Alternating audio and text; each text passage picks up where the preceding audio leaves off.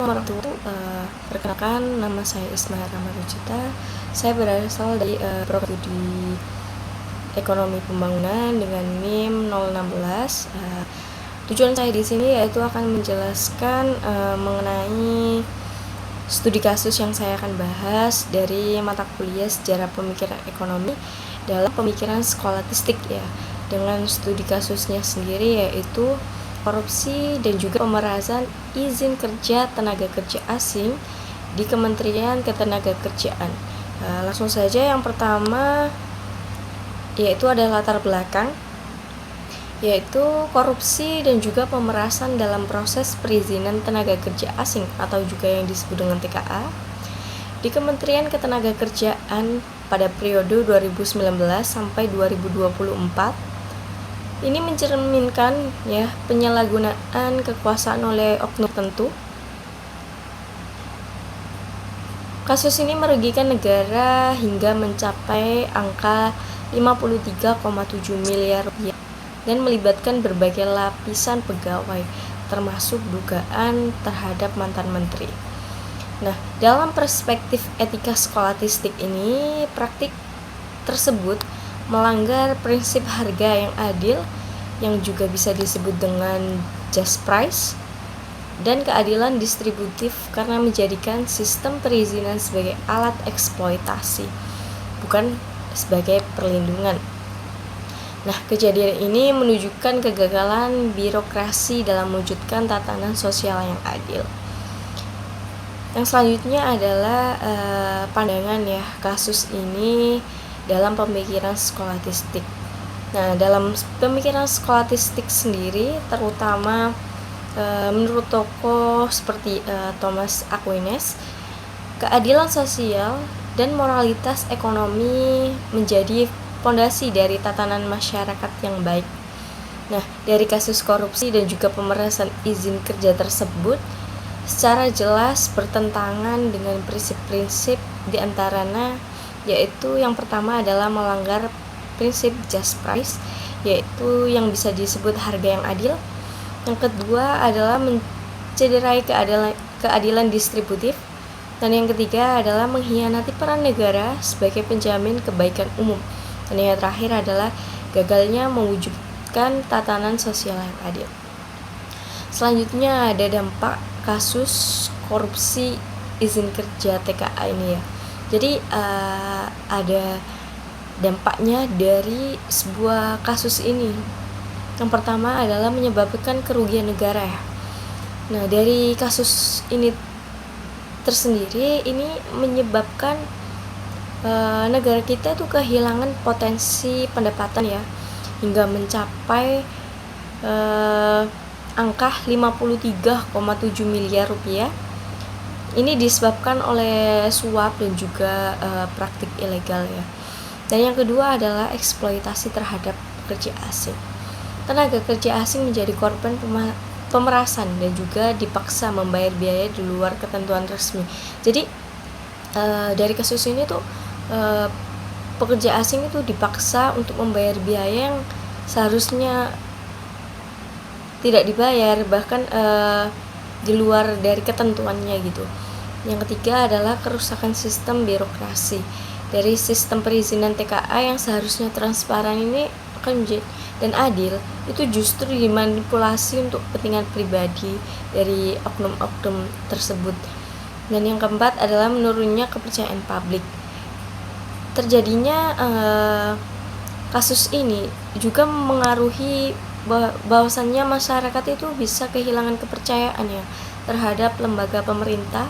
Nah, khususnya ini pada Kemenaker ya. Selanjutnya yang kelima adalah terganggunya hubungan internasional. Bahkan dari kasus ini juga akan memengaruhi hubungan internasional dari negara kita sendiri. Dari perlakuan buruk terhadap TKA itu bisa merusak reputasi Indonesia di mata negara mitra kerja kita yang seperti negara asing. Yang keenam adalah tertundanya reformasi tenaga kerja. Fokus terhadap pembangunan sistem ketenagakerjaan yang adil dan modern bisa terhambat oleh skandal korupsi. Dan yang terakhir adalah munculnya ketimpangan sosial dan juga ekonomi. Keadilan yang di sistem ini. Selanjutnya adalah data kerugian dan juga informasi yang terkait dalam kasus ini. Yang pertama yaitu total kerugian negara. Nah, jadi dari kasus ini itu menyebabkan negara kita itu mengalami kerugian ya yang mencapai 53,7 miliar rupiah ya, yang dikumpulkan oleh 8 tersangka dari pengurasan RPTKA selama tahun 2019 sampai 2024. Yang selanjutnya itu ada aset atau uang sitaan ya. Jadi dari kasus ini tuh KPK itu menindaklanjuti dengan cara menyita 1,9 miliar rupiah ya tunai dari salah satu tersangka tersebut yang melakukan kasus ini. Dan ini juga ringkasan dari tabel atau data yang ada dalam kasus ini. Yang pertama itu adalah perolehan total ya. Jadi yang diperoleh dari ini tadi yang sudah saya jelaskan itu di angka 53,7 miliar rupiah dari tahun 2019 sampai 2024. Nah, durasi praktiknya tersendiri ya. Kasus ini tuh terjadi sejak tahun 2012, namun puncaknya itu terjadi pada tahun 2019 sampai 2024 ya. Dari kasus ini tersebut ada juga jumlah tersangka yaitu 8 orang yang terdiri dari pejabat, kayak staf, OB gitu. Dan yang terlibat itu ada 85 orang. Nah, dari kasus ini uang yang sudah disita ya, tadi yang KPK menindaklanjuti ya, itu di angka 1,9 miliar rupiah. Nah, dari jumlah TKA yang menjadi korban kasus ini sendiri itu pada tahun 2019 itu hampir 5.000 orang yang menjadi korban. Di tahun 2020 itu 129.000 orang. Dan yang terakhir itu pas pada puncaknya yaitu pada tahun 2024 yaitu sejumlah 183.000 orang yang menjadi korbannya.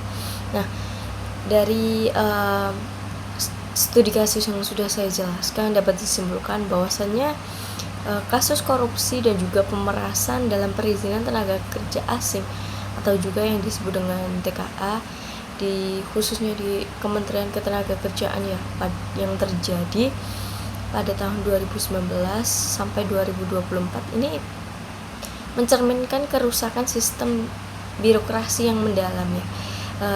Di mana kewarganegaraan disalahgunakan untuk keuntungan pribadi. Jadi melalui praktik ilegal ini tuh dari oknum-oknum itu tuh memanfaatkan dari aksinya tersebut ya. Praktik ilegal ini tidak hanya merugikan negara sih, yang sudah saya jelaskan yang mengalami kerugian di angka 53,7 miliar rupiah ya, tapi juga mengeksploitasi pekerja asing dan memperburuk citra pelayanan publik Indonesia sendiri. Dalam kerangka pemikiran skolastitik, kasus ini menunjukkan penyimpangan serius terhadap prinsip ekonomi etis.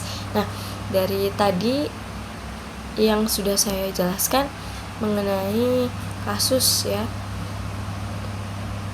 yang melakukan pemerasan atau juga korupsi kepada khususnya pada izin kerja tenaga kerja asing yaitu TKA ini sangat berpengaruh sendiri pada negara kita. Nah, mungkin itu saja yang bisa saya sampaikan atau yang saya jabarkan mengenai studi kasus ini. Mungkin ada kesalahan yang saya buat, saya mohon maaf. Saya akhiri, wassalamualaikum warahmatullahi wabarakatuh.